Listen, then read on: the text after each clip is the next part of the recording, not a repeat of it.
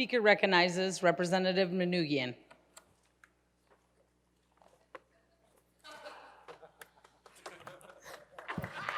Thank you, Madam Speaker. Finally, I can reach the podium. I can't believe I didn't think in the past 4 years to bring a step stool to assist me in reaching these very, very unfriendly to short people podiums. Those of you who know me know that I'm nothing if not self-aware, so I want to say up front that I recognize the ridiculousness and absurdity of a 30-year-old giving a so-called retirement address. But I also know that everyone has a question they've wanted to ask me but probably haven't worked up the courage, which is, why didn't you want to run again? So I'm going to do something that often doesn't happen in this institution. I'm going to tell you the truth. While I'm confident that the people of my district would have continued to provide me with the overwhelming support that I'd received if I sought this office again, I also recognize that there is a rare privilege in being able to walk away from public office on one's own terms, before a vote is cast or before term limits would prevent me from seeking re-election. I'm going to be vulnerable for a second, because I think by being vulnerable, occasionally we can remind each other that we are not only more than the party label behind our names, but also that we are more than the title that we all have before it. I just didn't want to run for office again, and I decided that that was okay. I can even tell you the exact moment that it was that I didn't want to run for office again. It was a few days before the filing deadline back in April, and Representative Bolden, Madam Future Justice Bolden, carpool, karaoke, and travel buddy, and I decided to attend an event together after session. People who I knew from my childhood were there, folks were there, it was a pretty big event, and they were well-intentioned and they only meant kindness, but they kept asking me if I was running again, and then also proceeded to tell me what a disappointment I would be if I didn't, and how I would be letting everyone down. As the event was winding down, we were walking to Rep. Bolden's car. I fought back tears and I looked at her and I said, there's no way I can keep doing this anymore. This isn't to say that I'm not incredibly honored for the opportunity to serve and humbled by the tens of thousands of people who supported me with their vote and in other ways, or that I'm ungrateful to have been elevated within leadership in my caucus, my state and national political parties on numerous occasions, including becoming the big effing deal girl, according to Stephen Colbert, during the 2020 Democratic National Convention. But all of that came with pressure. Pressure from the outside, like what I just briefly mentioned, and pressure that I put on myself, just like all of us put on ourselves, to be on constantly, to be working, to be climbing through the ranks here, to represent my ethnic community, one of literally a handful of us in the entire country with the privilege of being an elected political leader. To be planning the next move, and I think the women in this room will deeply understand this, without seeming like too big a threat or too self-important that you get iced out or that you're disingenuous. When you run for office and then serve in this legislature, we all know this, that there's simply so much that is just out of your control. As much as we try to control as many details as possible, there are just so many things that are dependent on the decisions and choices that others make.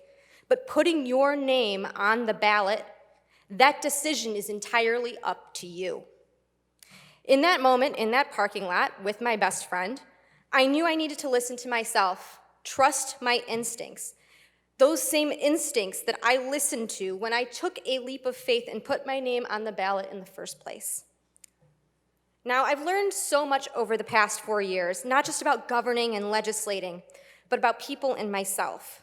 Lessons that I know that I would have never learned but for this incredible opportunity to serve and lead at this early moment in my career.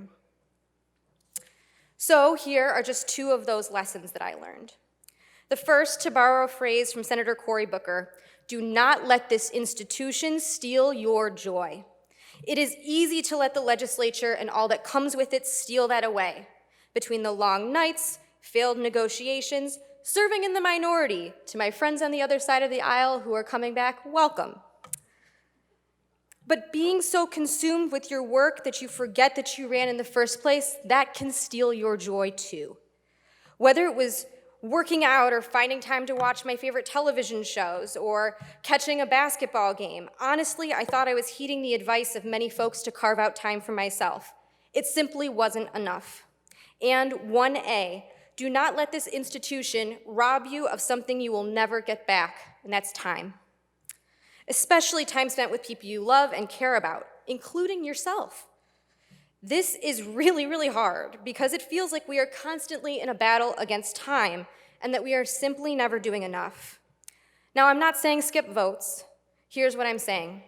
Take the vacation or staycation. Take the couple of days off to recharge. Go on that date with your person. Mute your notifications for an evening. Even work out without your smartwatch. Put the workout on your schedule and don't move it. Run your own calendar. Do not let lobbyists or anyone else dictate whether you have time set aside for yourself. Find the thing that you love that keeps you grounded. In my case, it was returning to the ice and figure skating with my friends again. And if you need to miss a dinner because your daughter has a ballet recital or your husband had a horrible day at work and he won't admit it, but he really needs you at home, or if the idea of attending another work event after a long day makes you want to tear your hair out, skip the event. I swear it will not matter in the long run. And second, do not let anyone dim your light. Between folks across the aisle, folks in your own party, to say nothing of the nasty grams we all get sent to our emails and our social media, there are plenty of people who will do their best to dim your light and make you feel so small you will fit inside your own pocket. Believe me, I know, of all people, I know it is hard to tune out the noise. But in this job, it is essential that you surround yourself with people who make your light shine bright and will keep that light ignited when others try to snuff it out. There is so much good, so much light to look forward to in this new year. For the first time since I was born, which I notice some of you may not seem all that long ago, our state will have a Democratic trifecta, and leading the charge in this effort are incredible leaders in our governor and lieutenant governor, but also my friends Joe Tate and Winnie Brinks and so many other incredible people in this room, incredible leaders who will finally get their chance to shine, and I can't wait to see that. The future is bright for Michigan's working families, organized labor, manufacturing, and reproductive freedom. All of these are reasons I ran for office in the first place, to stop the brain drain from our state, to invest more in our people and our kids so we can create a Michigan where we all have the opportunity to thrive. To see this come to fruition, even though I will not be serving in this body, it is a true joy. It is something that keeps my light ignited. And so finally, that leads me to the folks I wish to thank, the people who kept my light bright these past 4 years. My parents, George and Sandy, my sister, Alice, who is my cooler, smarter, funnier, better half, who honestly should have run for this seat, but told me she would never in a million years. They altered their whole lives for me to be able to pursue my dream, and I'll always be grateful for them and love them very much. To the Armenian community, I'm grateful to have been our voice in the legislature for the past 4 years. I look forward to continuing the righteous fights with you. I want to say thank you especially to my priest, Father Hrant Kevorkian, and also to Harsef Aden Jebedjian for their wisdom and spiritual guidance.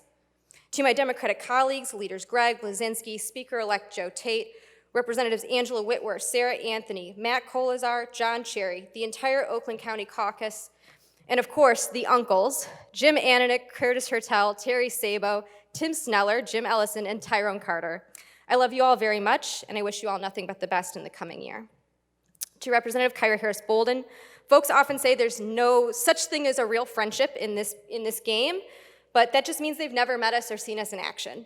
Thank you for always having my back through the tough times and encouraging us to celebrate during the great ones.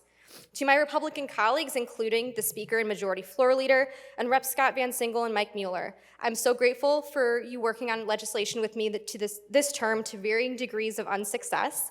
Even more, I'm grateful for your friendship and your leadership. To all of my campaign staff and office staff, and of course, the man who wore all the hats, my forever best friend, Blake, who was my backdesker. Our district was well taken care of because of all of you. I'm very proud to see where you all are landing on your journeys thus far. I also would like to extend gratitude to Democratic Central staff, committee clerks Joy Brewer and Melissa Sweet, the sergeants, especially Deputy Chief Sergeant Vaughn McHenry, to Governor Whitmer, Lieutenant Governor Gilchrist, Secretary Benson, Senator Gary Peters and Colleen Peters, who are my constituents, Congresswoman Stevens, also my constituent, Senator McMorrow and Ray Wirt, Senator Moss, Robert Wittenberg, Jordan Acker, David Kniezek, Dave Woodward, friends from the Aspen Rising Leaders and Truman National Security Project, Avery Jaffe, Anthony Barsamian, Ariana Kabodian, Emily Balbus, Leonard Krikorian, Matt Andonian, and many others who have stood with me, thank you. And finally, to the people of the 40th District. You took a chance on me, and I can say without a shadow of a doubt, serving you has been the honor and privilege of my life. You placed your faith and trust in me, and I'll never forget how my community had my back. I'll always have yours. Thank you, Madam Speaker.